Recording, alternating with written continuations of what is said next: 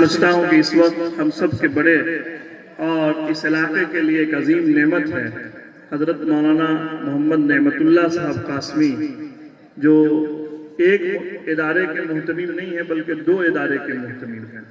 جو دو ادارے کے محتمم ہوں تو ابھی ہمارے ایک مہمان تشریف لائے تھے، وہ کہنے لگے مدرسہ چلانا بھی کسی سلطنت سے کم نہیں ہے۔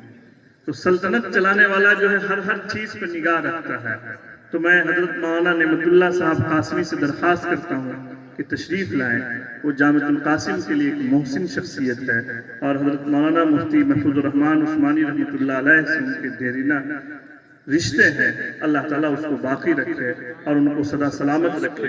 اس وقت ان کے صاحبزادے ہاسپٹل میں ہیں، اللہ تعالیٰ اس کو بھی صحت سلامتی عطا فرمائے۔ لے لیں گے، چھوڑتے ہیں کہ چڑھیں گے بھی چڑھیں گے۔ نہیں، میں یہاں لے لیتا ہوں، یہاں میں لے لیتا ہوں۔ لیکن چڑھیں گے اس کو، لیکن سب بچہ دے دیں گے۔ حامدا ومصليا ومسلما، فاعوذ بالله من الشيطان الرجيم، بسم الله الرحمن الرحيم، ولكن كونوا ربانيين بما كنتم تعلمون الكتاب وبما كنتم تدرسون. أصح الكتاب بعد كتاب الله تعالى الصحيح البخاري، إنما الأعمال بالنيات، كلمتان حبيبتان إلى الرحمن ثقيلتان في الميزان، سبحان الله وبحمده سبحان الله العظيم. معزز و مکرم اساتذہ کرام، علماء ربانیین، عزیز طلبہ، حضرت مفتی محفوظ الرحمن العثمانی رحمۃ اللہ علیہ میرے سفر و حضر کے بہت ہی قریبی دوست، انہوں نے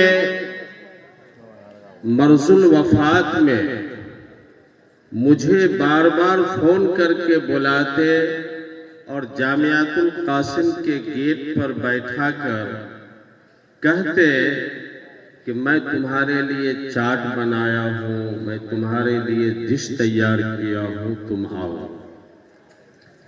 کھاتے اور اپنی دل کی تمناؤں کو، اپنی دل کی باتوں کو مجھ سے بیان کرتے۔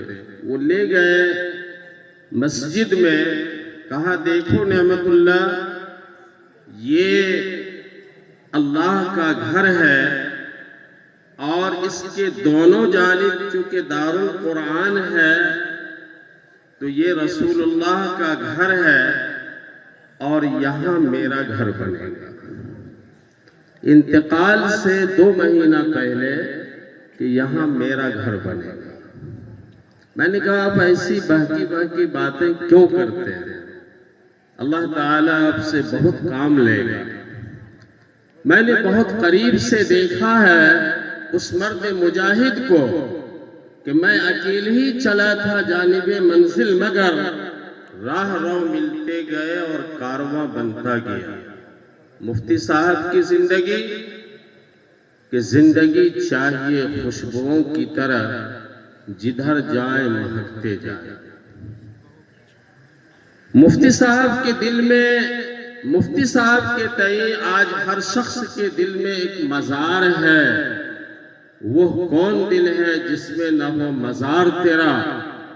آج ان کے احسانات و علماء پر، مدارس کے اوپر اور ہر مکتب فکر کے لوگوں کو انہوں نے ایک راستہ بتایا ہے، ایک گائیڈ لائن کی حیثیت سے انہوں نے کام کیا ہے، اور جامعۃ القاسم میں جو پلاننگ، جو احساسات، جو عزائم وہ لے کر کے اپنے قبر میں مدفون ہوئے، آج الحمدللہ وہ شرمندہ تعبیر ہوا۔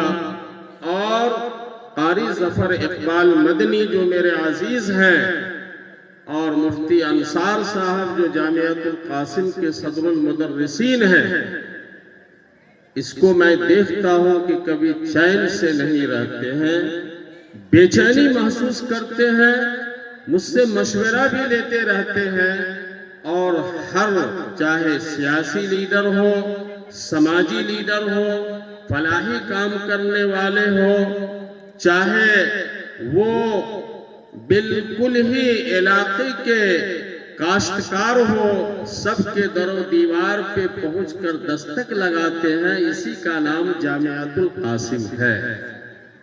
میرے دوستوں اور بزرگوں، ان دونوں نوجوانوں کو اللہ تعالی صحیح رکھے، سلامت رکھے.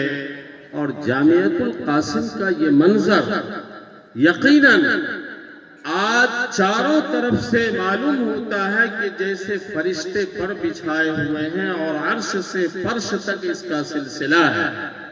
آج مفتی صاحب کے قبروں میں ان کی روح بھی بالکل شاداں اور خوشی محسوس کر رہا ہوگا.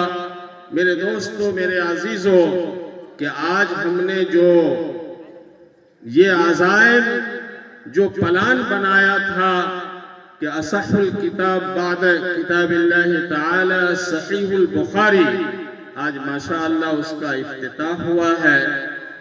اور میں ایک دو بات کہہ کر ختم کر دینا چاہتا ہوں کہ آپ کو معلوم ہونا چاہیے کہ ایک وحی مطلوع ہے، ایک غیر مطلوع ہے.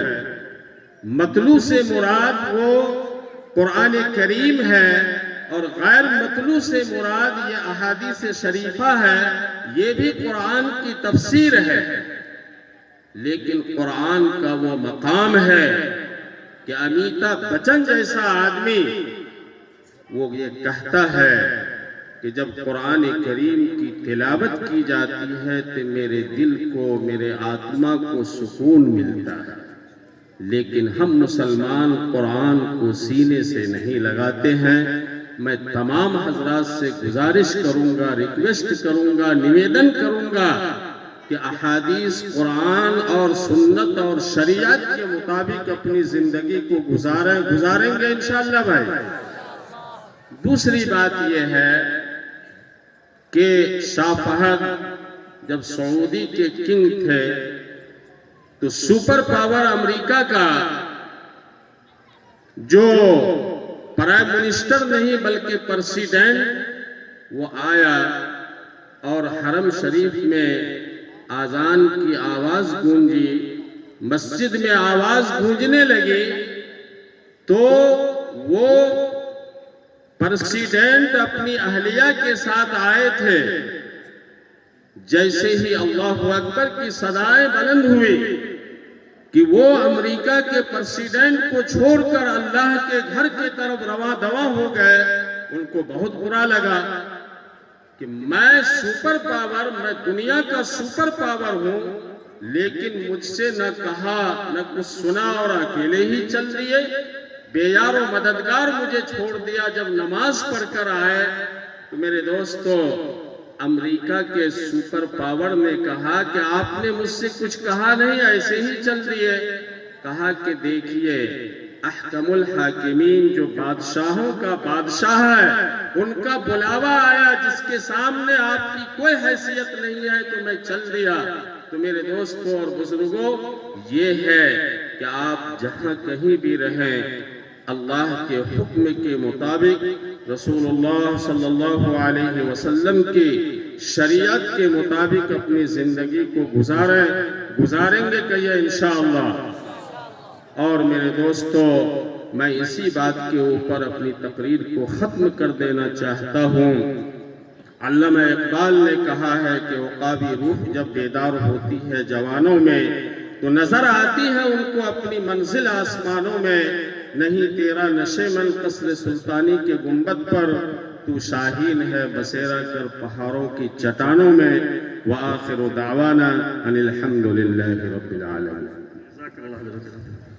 آئیے میں